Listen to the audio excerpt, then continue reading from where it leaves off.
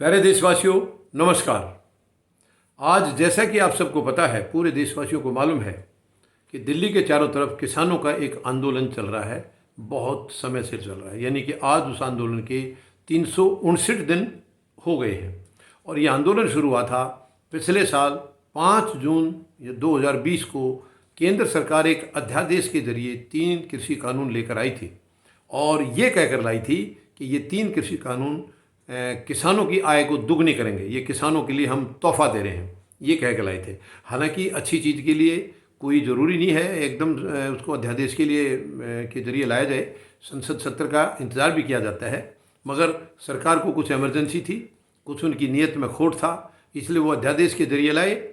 बाद में कानून बनाया, इसको संसद से दोनों जगह से पास कराया, दोनों सदनों से, और बाद में कानून बना। लेकिन किसानों को ये तुरंत समझ में आ गया था।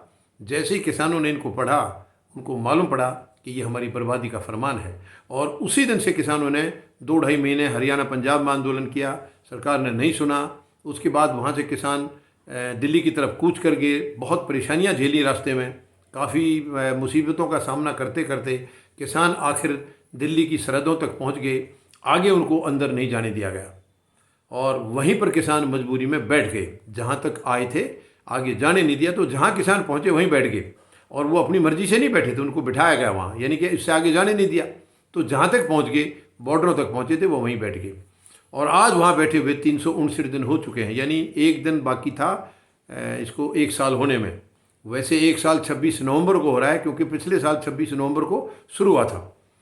और आज सुबह सुबह 9 बजे प्रधानमंत्री महोदय टीवी चैनल पर आए और उन्होंने गुरुपर्व की बधाई दी। बधाई के साथ साथ किसानों के बारे में काफ़ी बातें कहनी शुरू करी। जब 3-4 लाइनें बोल चुके थे तो मुझे उसी वक्त कुछ लगा कि ये तो किसानों के बारे में कभी कोई जिक्र करते ही नहीं थे। आज इतनी लंबी बातें 3-4 लाइन तक बोल चुके हैं, तो मैं तभी समझ गया था कि आज ज़रूर कुछ ख़ास है किसानों के लिए। अच्छा है या बुरा है वो नहीं मालूम, लेकिन है ज़रूर। और कुछ ही देर के बाद प्रधानमंत्री महोदय ने घोषणा की कि जो कानून हम लाए थे, हम किसानों की भलाई के लिए लाए थे। लेकिन अफसोस इस बात का है, इतने लंबे समय के बाद भी कुछ किसानों को हम समझा नहीं पाए कानूनों के बारे में। और इसलिए मैं आज देशवासियों से माफ़ी मांगता हूं और उन कानूनों को रद्द करने के लिए मैं आज आश्वासन देता हूं। और उन्होंने ये कहा है कि आने वाले जो सत्र में, जो भी 29 नवंबर से संसद सत्र शुरू हो रहा है, उसमें ये रिपील करने की कार्रवाई शुरू कर देंगे, यानी उसमें रिपील कर दिया जाएगा। ये आश्वासन प्रधानमंत्री महोदय ने आज टेलीविज़न पर दिया है सुबह। अब सबसे पहला सवाल तो ये है, क्योंकि इस सरकार का रिकॉर्ड है। हालांकि देखिए, प्रधानमंत्री के मुंह से जो कोई शब्द निकलता है तो वो पत्थर की लकीर होनी चाहिए, रामबाण होना चाहिए। मगर हमारे प्रधानमंत्री महोदय का रिकॉर्ड कुछ अलग किस्म का है कि ये जो कहते हैं वो कभी नहीं करते हैं। इनका रिकॉर्ड उल्टा है, जो कहते हैं वो कभी नहीं करते, यानी जो कहते हैं वो इनके जुमले साबित होते हैं, झूठ साबित होती हैं। भगवान करे आज ऐसा ना हो, आज इनका रिकॉर्ड ये अलग साबित हो जाए तो ज़्यादा बढ़िया रहेगा। ये हम सब के लिए, सरकार के लिए भी थोड़ी सी राहत की सांस होगी कि आज का इनका ये जुमला साबित ना हो, आज ये सच्चाई में साबित हो जाए। जैसा कि इन्होंने कहा है कि हम इसको रिपील करेंगे, रद्द करेंगे, तो मैं समझता हूँ आने वाले सत्र में ये कानून ज़रूर रद्द हो जाएंगे। और प्रधानमंत्री महोदय ने एक और अच्छी बात आज उनके मुंह से निकली है, यानी जिन किसानों को वो आंदोलनजीवी कह के पुकारते थे, खुद प्रधानमंत्री महोदय आंदोलनजीवी, जो कि एक बहुत शर्म की बात थी, अब किसान वर्ग के लिए ऐसा शब्द यूज करना, आंदोलनजीवी, आज उन्होंने आंदोलनजीवी शब्द का यूज ना करके आंदोलनरत किसान कहा है। उन्होंने ये कहा है कि हमने ये फैसला कर लिया है, कानूनों को वापस लेंगे। तो इसलिए मैं जो आंदोलनरत किसान हैं, यानी कि आंदोलनकारी, आंदोलन करने वाले आंदोलनरत किसान हैं, उनसे मैं निवेदन करता हूं वो अपने अपने घरों को लौट जाएं। तो कम से कम आज इतना महसूस किया है प्रधानमंत्री महोदय ने कि ये आंदोलनजीवी नहीं हैं, आंदोलनरत हैं। और आंदोलन करने के लिए मजबूर खुद प्रधानमंत्री महोदय ने किया था, खुद इनकी सरकार ने इनको मजबूर किया था, वरना किसान के पास इतना समय होता ही नहीं है। किसान कई बार खेत से अपने घर तक नहीं जा पाता है, रात को भी वहीं सो जाता है। खाना पीना या तो वहीं बन जाएगा या घर से आ जाएगा। ये किसान की मतलब एक लंबी ज़िंदगी का एक हिस्सा है। कि बहुत बार वो अपने घर भी वापस नहीं आ पाते हैं। कहीं रिश्तेदारी में भी किसान को जाना पड़ता है तो वो तुरंत, जब तक घर पे दूसरा कोई संभालने वाला नहीं है, तुरंत वो रिश्तेदारी से भी वापस आते हैं। किसान की मजबूरी है, क्योंकि किसान 24 घंटे अपनी खेती खेती और खेती, बस उसी में लगा रहता है। क्योंकि किसान को मालूम है अगर वो अन्न पैदा नहीं करेंगे तो देश भूखा मर जाएगा। तो इसलिए किसान को अपने से ज़्यादा अपने देशवासियों की चिंता होती है। मगर यहाँ किसान मजबूर होकर के 1 साल से बैठे रहे। अब ये बात अलग है कि प्रधानमंत्री महोदय को अचानक ये कैसे ध्यान आ गया कि हम इसको काले कानूनों को वापस लें। अब इसमें कई सवाल भी खड़े हो रहे हैं। पहला सवाल तो ये है, अगर प्रधानमंत्री महोदय सही थे तो आज वापस किस लिए लिया, क्यों लेना पड़ा, ऐसी क्या मजबूरी थी? और अगर वो सही नहीं थे तो ये तो बहुत ही दुर्भाग्यपूर्ण है। यानी कोई प्रधानमंत्री गलत फैसले करे, उनकी सरकार गलत फैसले करे और नुकसान के फैसले करे, तो ये इससे ज़्यादा और शर्म की और दर्द की कोई बात हो नहीं सकती है। सरकार उसको माना जाता है जो सबका हित जो है ना, सबके हितों की रक्षा करे, सबको एक नज़र से देखे, सबको बराबर नज़र से देखे और किसी के साथ कोई भी भेदभाव ना करे, ना जाति के आधार पर, ना धर्म के आधार पर, ना अमीर और गरीब के आधार पर, सबको बराबर देखे, एक नज़र से देखे, उसको कहते हैं सरकार।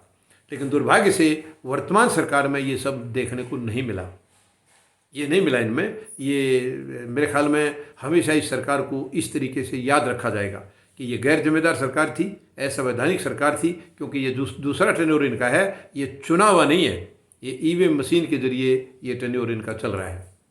तो ये एक बहुत ही दुखद है। लेकिन चलिए, कम से कम इनको आखिर में एहसास हुआ, अपनी गलती का एहसास हुआ और प्रधानमंत्री महोदय ने देश से माफ़ी भी मांगी है, जिसकी कि हम काफ़ी दिन से मांग कर रहे थे कि प्रधानमंत्री महोदय को बिना देरी के किसानों से माफ़ी मांगनी चाहिए। क्योंकि किसानों को उन्होंने जो दर्द दिया है ये बहुत ही ख़तरनाक दर्द है। ऐसा दर्द कभी किसी प्रधानमंत्री से तो उम्मीद नहीं लगाई जा सकती। तो इनको माफ़ी मांगनी चाहिए और कानूनों को तुरंत रद्द करके एमएसपी की गारंटी भी देनी चाहिए, यानी कि लीगलाइज तरीके से गारंटी कानून बनाना चाहिए, स्वामीनाथन आयोग की रिपोर्ट लागू करनी चाहिए। ये सब करके किसानों को हाथ जोड़ के यहाँ से अपने घर भेजना चाहिए। ये हमारी काफ़ी लंबे समय से मांग थी।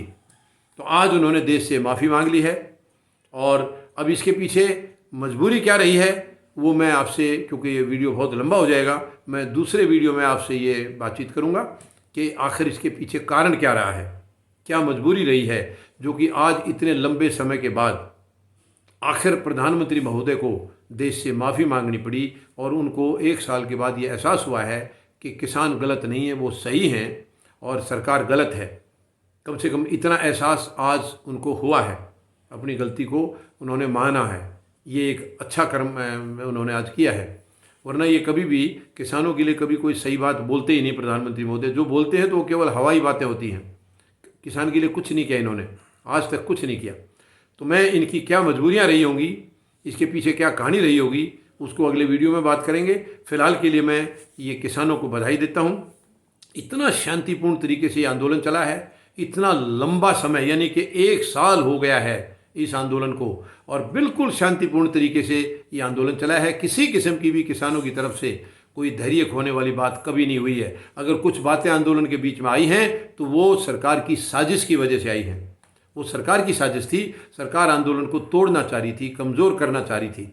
इस वजह से उन्होंने कई शरारतें की हैं जिनको कभी भी भुलाया नहीं जा सकता है। देश हमेशा याद रखेगा। यानी किसानों को खालिस्तानी भी कहा गया, उग्रवादी भी कहा गया, आंदोलन जी भी कहा गया, बहुत कुछ कहा गया। इसके अलावा भी बहुत कुछ था जो इनके लिए शब्द ऐसे पेश किए गए, ऐसे शब्दों का प्रयोग किया गया। ये बहुत ही शर्म की बात थी किसी सरकार की तरफ से, और ख़ास करके प्रधानमंत्री महोदय की तरफ से ऐसे शब्दों का जो चयन इन्होंने किया था वो बहुत ही शर्मनाक है।